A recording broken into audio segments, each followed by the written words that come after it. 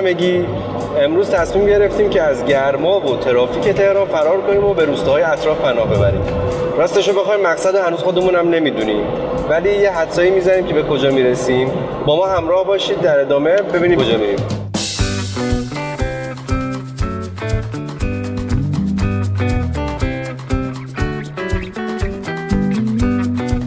من همیشه عادت دارم اول راه باک ماشین رو پر کنم. وقتی که داشتم بنزین میزدم سحر داشت توی اینترنت دنبال یه جای خوب میگشت. ما از سمت غرب تهران حرکت کردیم و نمیخواستیم مقصدمون از خونه خیلی دور باشه.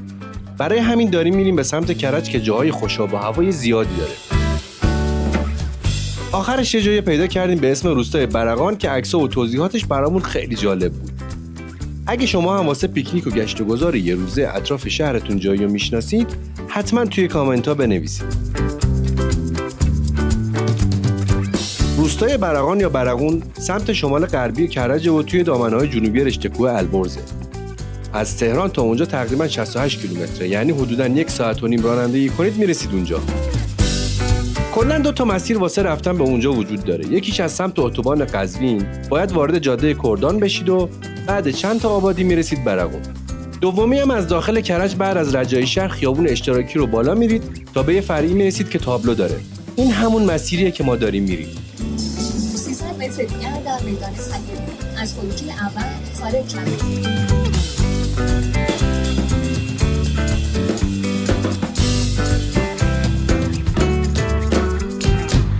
اول این جاده یه دوراهی داره که باید از سمت چپ برید. از اینجا 10 کیلومتر دقیقاً راه آسفالت کوهستانی تا خود برقونه.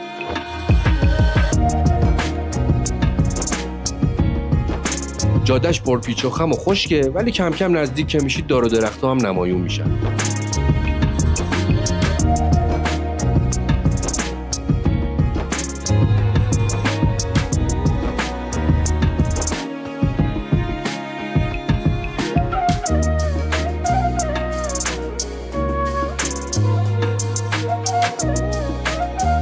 از این سمت که وارد میشین، اول با ماشین از یه پل تاریخی رد میشین که روی رودخونه شاهروده. این پل زمان صفویه ساخته شده و تا حالا چند بارم مرمت شده.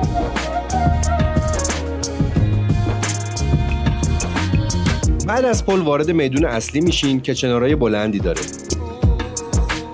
این میدون محل جمع شدن اهالی توی مناسبت‌های مختلف و مراسم مذهبیه.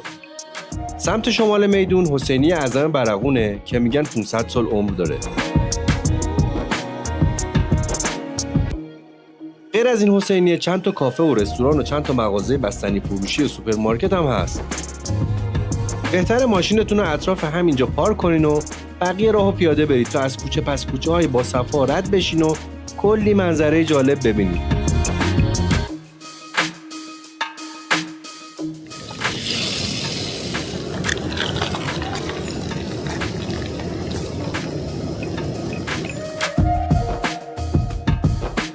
ما قبلش گفتیم صبحونه رو همینجا بخوریم تا جون کافی واسه پیاده روی داشته باشیم. پس یه نیمروی مشتی درست کردیم و با نون بربری و مخلفات زدیم بر بدن.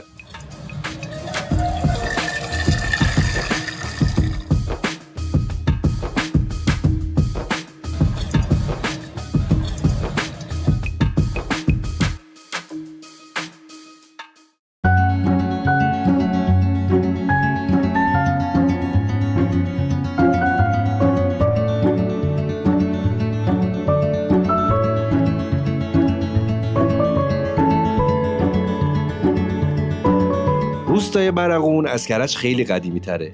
بعضی از ساختمونه اینجا مال زمان قاجاره.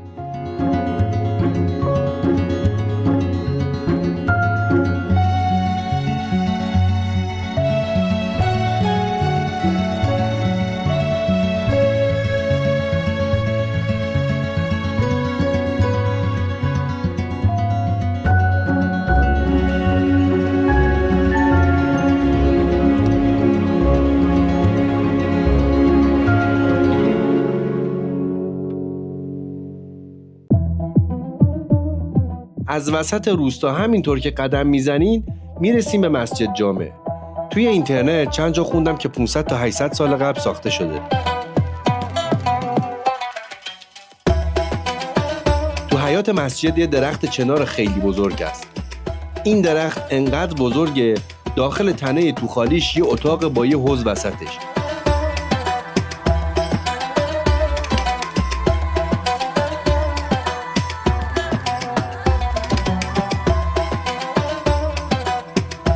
چند تا چنار بزرگ دیگه هم توی برقون وجود داره که واسه هر کدوم هم یه اسمی گذاشتن. یه رودخونه دیگه هم از این سمت میگذره که اسمش سنجه. همین آب فراوون باغداری اینجا رو رونق داده. اینجا آلو، توت، گوجه سبز و گردوی درجه 1 داره و عسل و لبنیاتش هم حرف نداره.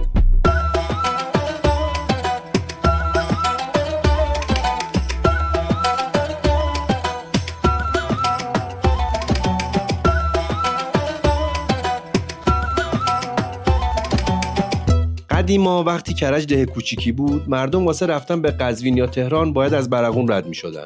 چون اون موقع با اسب و قاطر سفر می‌کردن و راه طولانی بود، اغلب شبا همینجا اتراق می‌کردن.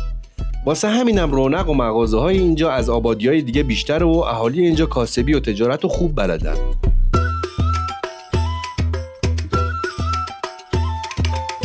یه بستنی خوشمزه و خاص هم اینجا درست می‌کنن به اسم بستنی گله که ثبت ملیش هم کردن. ما یه مدل دیگه شو امتحان کردیم که بهش میگن بستنی گردویی. انقدر این بستنی شیرینه که کنارش آلوچه ترش گذاشتن.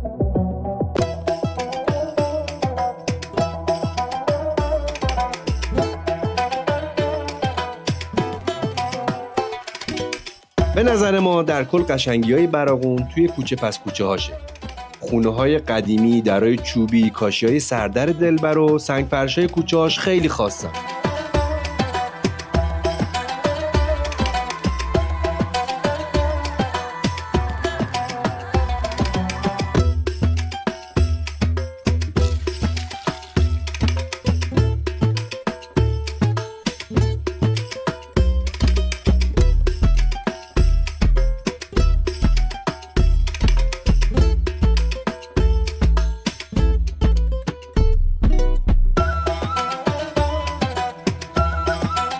خونه‌های قدیمی اینجا از سنگ و چوب و کاهگلن، ولی متاسفانه خونه‌های جدید و مدل ویلایی ساختن.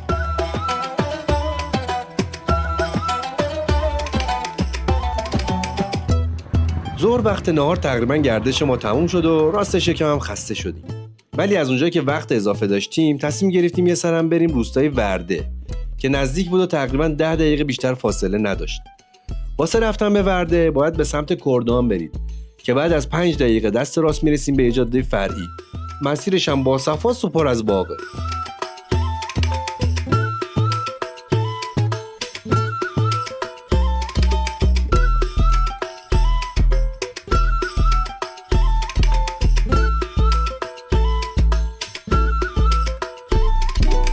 روستای ورده از برقون کوچیک‌تره و نمیتونید داخل روستا برید. اول همه کوچه ها در آهنی و تابلو گذاشتن و ورود گردشگرا رو ممنوع کردن.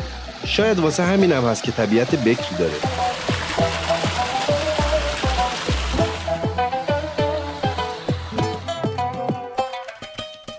بیرون بافت روستا یه امامزاده و رستوران هم هست که میتونید برای گذروندن وقت چند ساعتی بمونید.